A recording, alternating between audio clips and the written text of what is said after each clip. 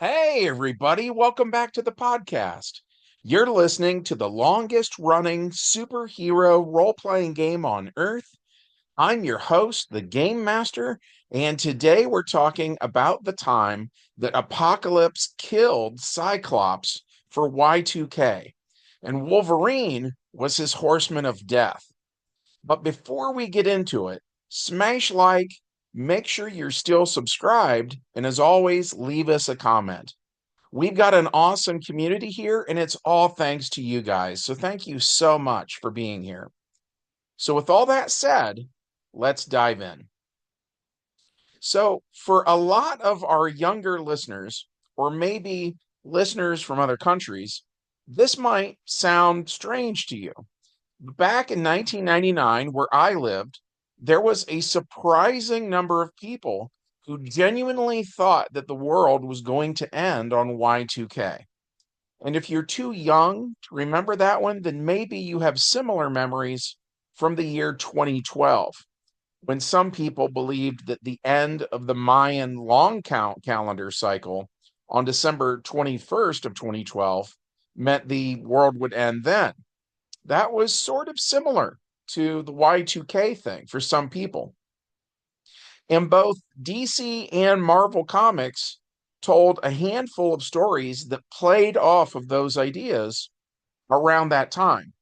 So while DC did the whole Brainiac 13 thing, which was more geared around computers failing and power going out in various cities, Marvel decided to shoot for something more along the lines of like the Book of Revelation. And since there were a bunch of people talking about a coming apocalypse, then who better to have at the center of this big Marvel event than the villain known as Apocalypse? So in the comics, Marvel published a series called Apocalypse the 12. The story of the 12 began with a young mutant by the name of Tanya Rask. Adrift in the time stream, Tanya was rescued by Rachel Summers, who took her to one of many possible futures. And while they were there, she healed her mind. This future, under the rule of Apocalypse, was somber and grim, and Tanya sought to change it. So she traveled back in time 3 years before the formation of the X-Men, despite multiple warnings not to do so. And Tanya attempted to contact her father, Bolivar Trask. Rachel Summers followed Tanya and stopped her from revealing herself to her father, but not before Tanya could tamper with her father's creation, Master Mold, and upload a program called the 12. Years later, as Cyclops pondered his relationship with Madeline Pryor in Alaska, he was attacked by Master Mold, who claimed Cyclops was one of the 12 and had to be killed. Master Mold was stopped, but not before revealing several other possible members of the 12, such as Charles Xavier, Apocalypse, Storm, and Franklin Richards, among others. Master Mold survived the encounter and later faced Power Pack in an attempt to kill Franklin Richards. As that team fought the demented robot, he revealed the nature of the 12. They were supposedly the dozen mutants who might one day rise up and lead all of mutant kind in a war against the Homo sapiens in the twilight of the earth. Master Mold was stopped, but not before revealing several other possible candidates, including Danielle Moonstar, Cannonball, and Psylocke.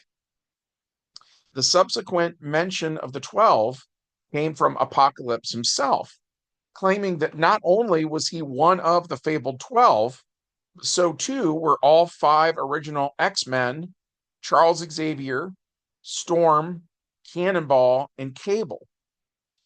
As the new millennium approached, A series of events led to the return of Apocalypse. Cable was witness to said events, like the darkening of New York City, the arrival of the harbinger of Apocalypse, as well as several other signs. Apocalypse began his attack by planting a fake Wolverine among the ranks of the X-Men. This led Professor Xavier to disband the team.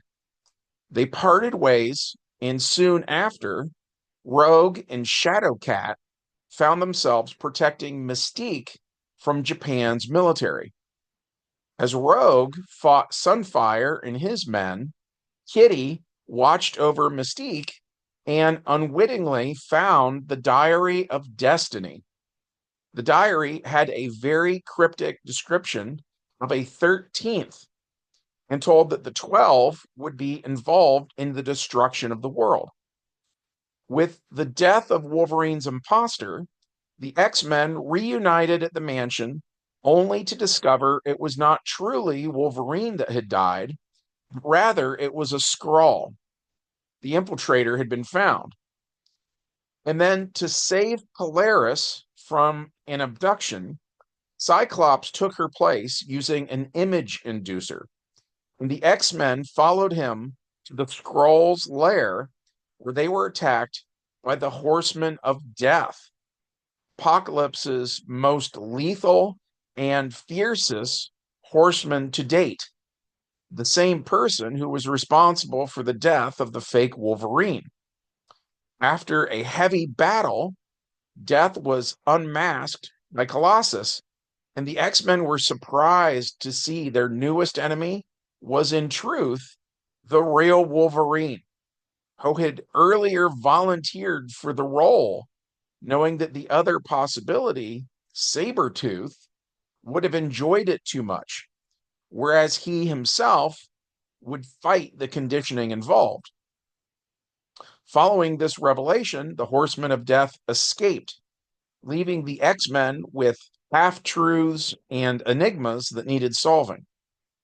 Soon after, Xavier revealed the list of 12 written in Destiny's diary. The 12 were Magneto, Polaris, Storm, Sunfire, Iceman, Cyclops, Phoenix, Cable, Bishop, Mikhail Rasputin, Professor Xavier, and the Living Monolith.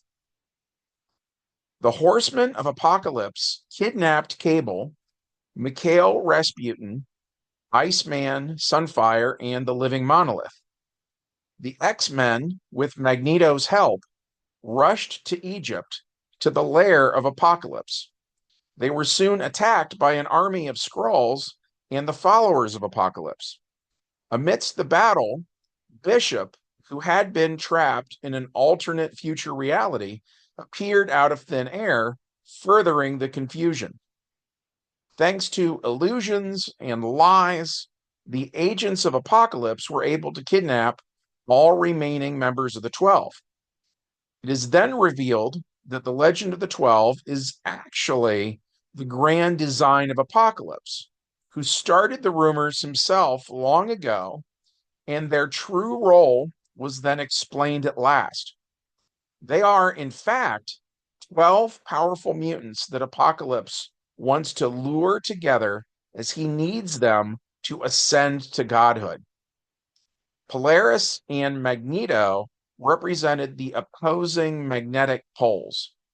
Storm, Iceman, and Sunfire represented the elements of nature. Cyclops, Jean, and Cable represented the unity of family, father, mother, and child. And were also chosen for the power of the Summers Gray bloodline. Bishop and Mikhail represented time and space.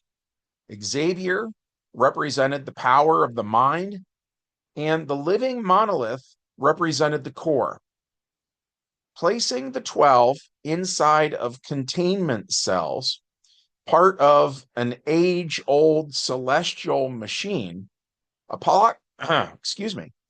Apocalypse would then siphon the energies of them through the living monolith to start the machine, which would grant him omnipotence.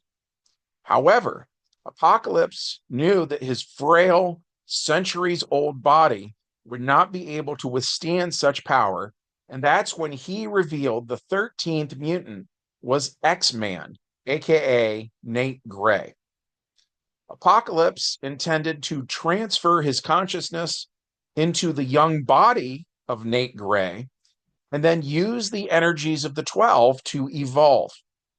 He began the process, but Magneto's then recent power loss was something Apocalypse had not counted on. And soon his energies were depleted, creating a break in the chain of power.